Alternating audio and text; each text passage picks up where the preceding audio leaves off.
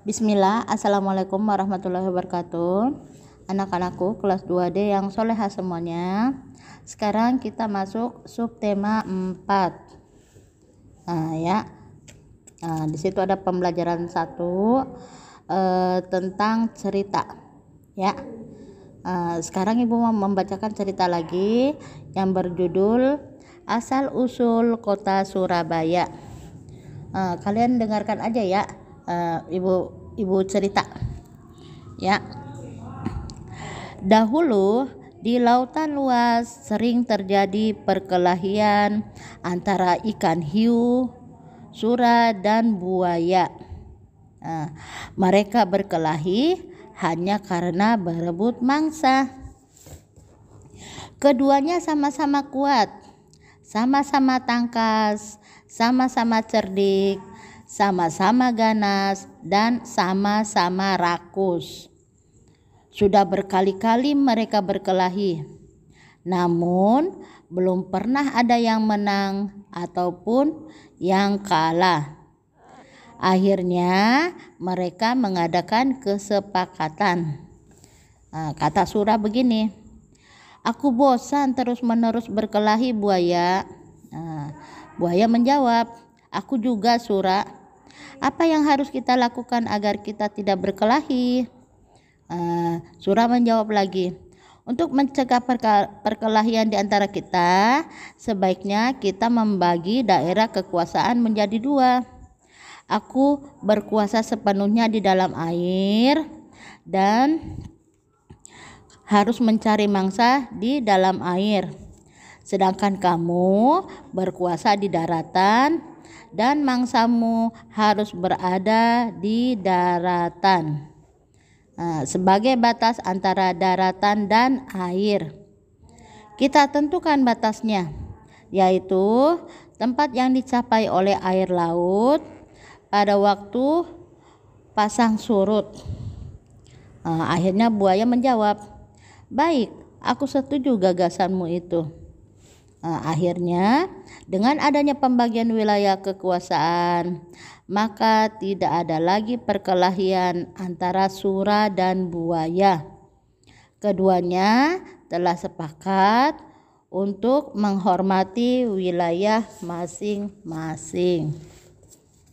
Namun pada suatu hari ikan hiu Sura mencari mangsa di sungai. Hal ini dilakukan dengan sembunyi-sembunyi agar buaya tidak mengetahui. Mula-mula hal ini memang tidak ketahuan.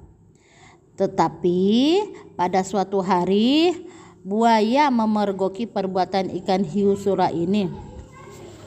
Tentu saja buaya sangat marah melihat hiu Sura melanggar janjinya. Kata buaya begini, "Hai Sura, mengapa kamu melanggar peraturan yang telah disepakati berdua? Mengapa kamu berani memasuki sungai yang merupakan wilayah kekuasaanmu?" Sura menjawab, "Aku melanggar kesepakatan. Bukankah sungai ini berair?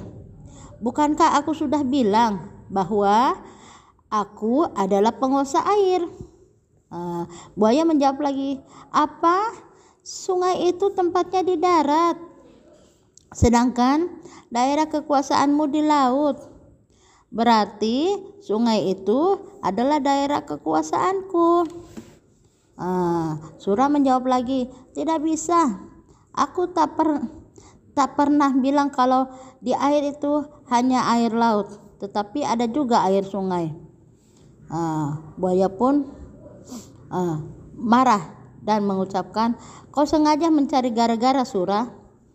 Kata Sura, "Tidak, kukira alasanku cukup kuat dan aku memang di pihak yang benar." Tidak mau kalah lagi dengan buaya. Akhirnya buaya berkata lagi, "Kau sengaja mengakaliku. Aku tidak sebodoh yang kau kira." Akhirnya Sura menjawab, "Aku tidak peduli kau bodoh atau pintar. Yang penting air sungai dan air laut adalah kekuasaanku." Mereka tidak ada yang mau mengalah.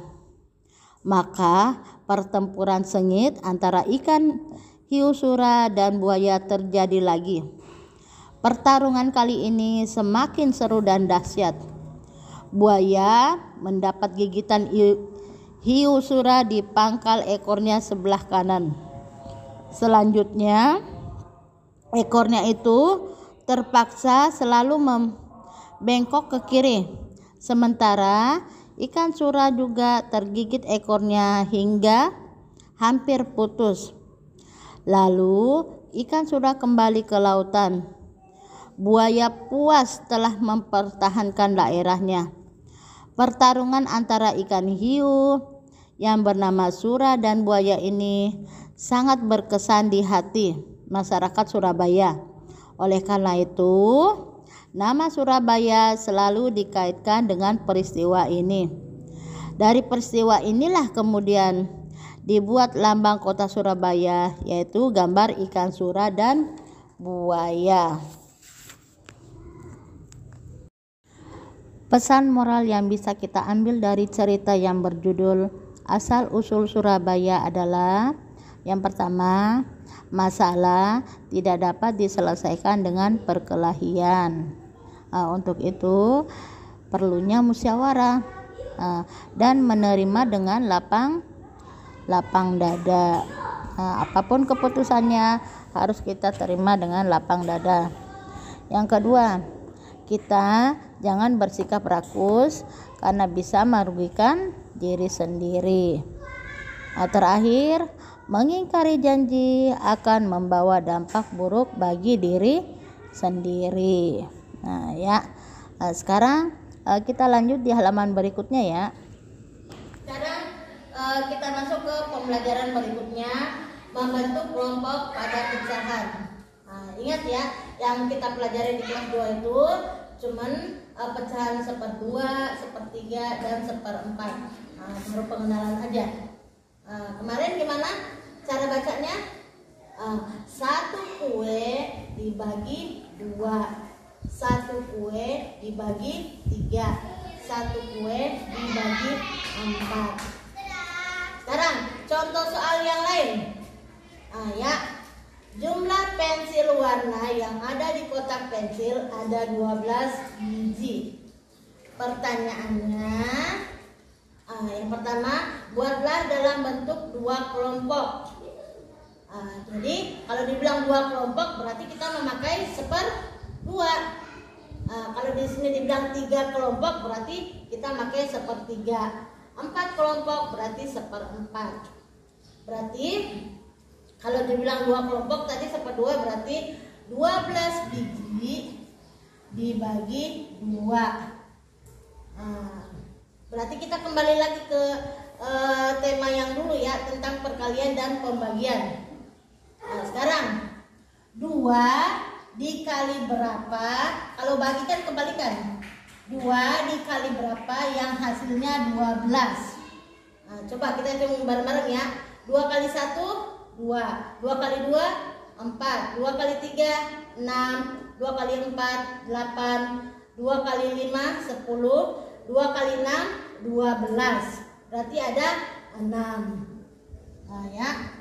Berarti setiap kelompok dapat dinyatakan dalam pecahan tadi, pecahan 1/2, kemudian hasilnya adalah 6. Ingat 1/2 itu karena dia 2 kelompok. Nanti ada pertanyaan yang lain ya, ada 3 kelompok berarti nanti kalian pakai 1/3. Ada 4 kelompok berarti kalian pakai 1/4. Bisa ya? Bisa. Nanti ada latihan di halaman berikutnya. Demikian dulu materi subtema 4 pada tema 7 kali ini. Pekan depan kita ganti buku paketnya ya. Kita masuk tema 8. Demikian dari Ibu. Assalamualaikum warahmatullahi wabarakatuh.